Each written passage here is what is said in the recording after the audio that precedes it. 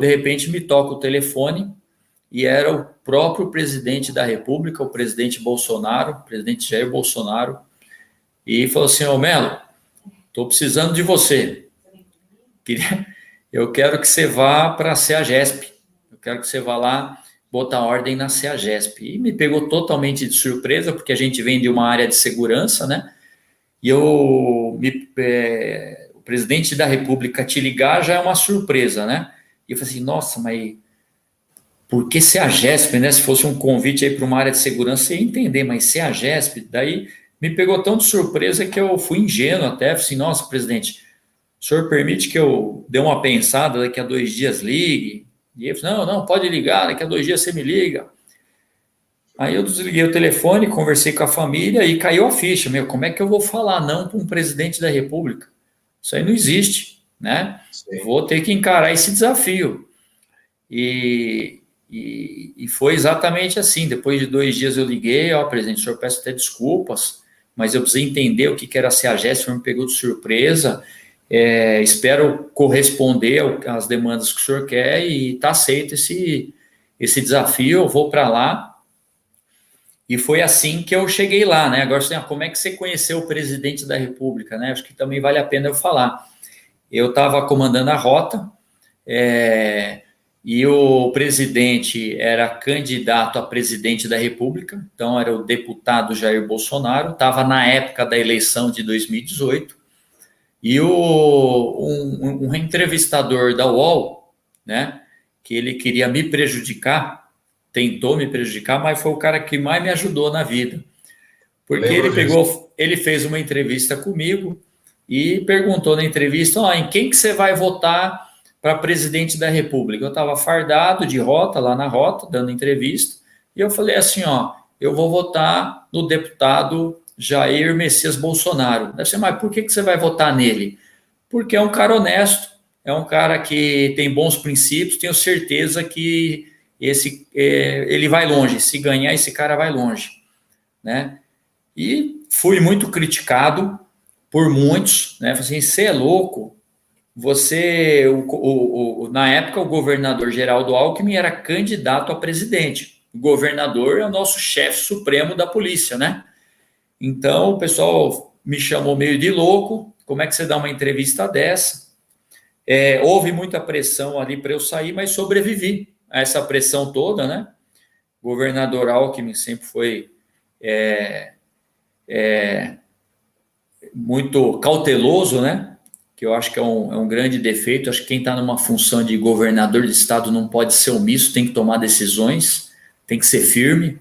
E nele, nessa posição: não, deixa, se tirar ele agora, pode ser pior. Bom, ele achou melhor me deixar lá, mas houve uma política muito forte para me tirar, eu sobrevivi. E no outro dia o então deputado Bolsonaro foi lá na rota e foi lá e falou assim: olha, eu vim aqui para agradecer o que você fez. É muito fácil falar que vai votar em mim se você está na reserva, mas na sua situação, com o teu chefe, candidato a governador, você falar o que você falou, você tem meu respeito. E esse foi nosso primeiro contato. E quando ele, presidente, me ligou e me fez esse convite. Por isso que o Lula fala que não pode prender, coitado do menino de 15 anos, onde já se viu prender esse menino, né? Não, isso não é um menino, isso é um bandido. Isso é um bandido. E esse bandido mata pai de família, ele mata e comete violência contra a mulher, contra toda a sociedade. E agora o que acontece? A ideia de se desarmar o cidadão é efetivamente proteger esse marginal, proteger esse vagabundo. Eles não têm o menor problema, o menor pudor em falar isso abertamente já.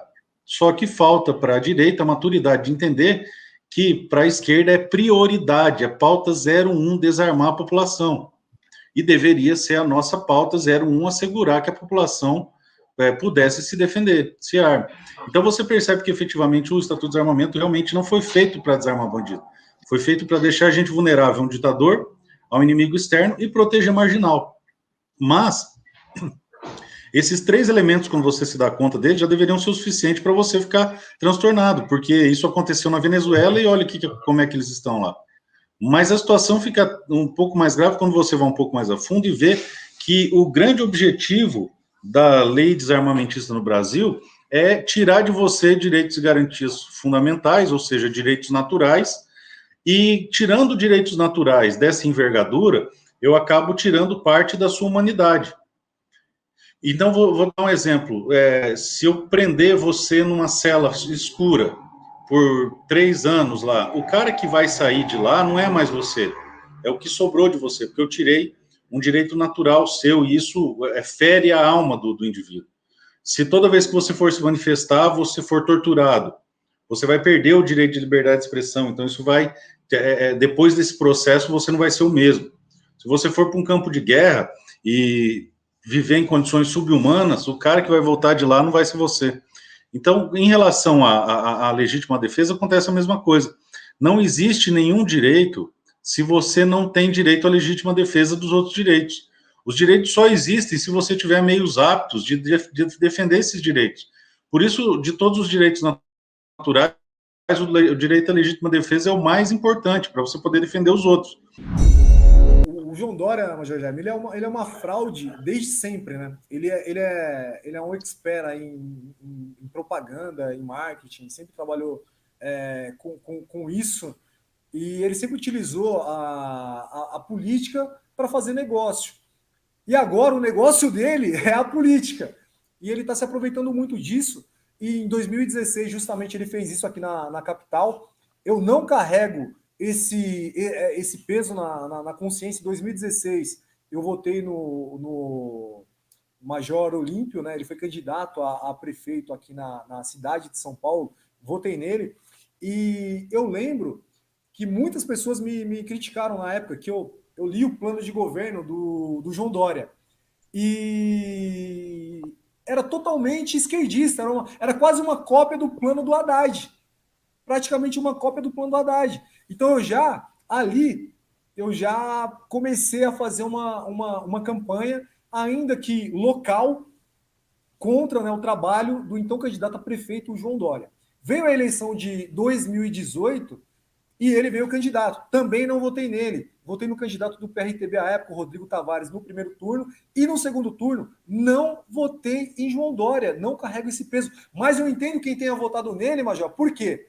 Porque ele usou a figura do presidente para se eleger. Ele inventou o Bolsodória.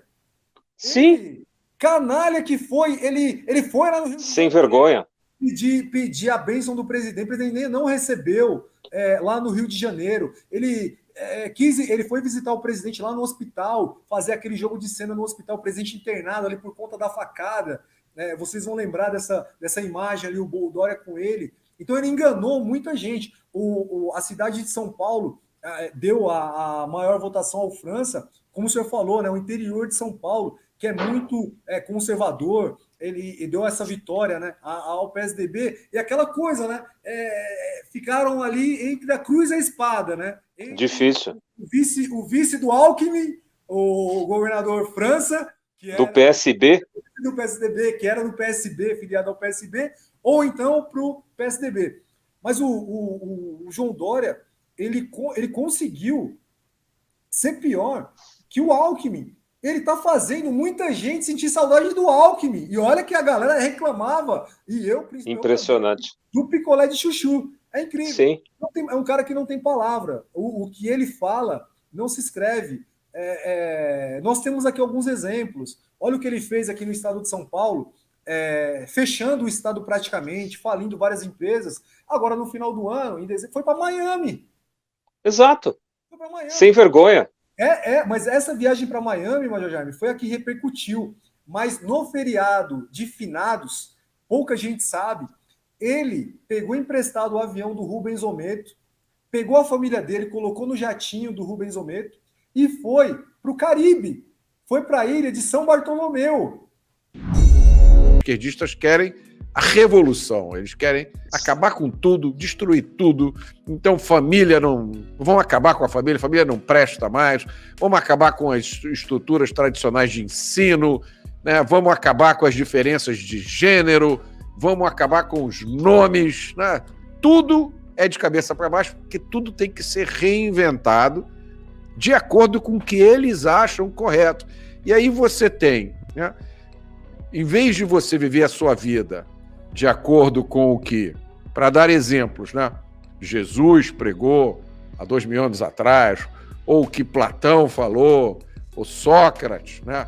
Ou os grandes filósofos da humanidade, você vai viver a sua vida de acordo com os ensinamentos de um professor de história de 24 anos que nunca fez nada na vida, que acha que Che Guevara é a coisa mais bacana do mundo, que é a favor da liberação das drogas e que acha que gênero é uma coisa que as pessoas escolhem e resolvem.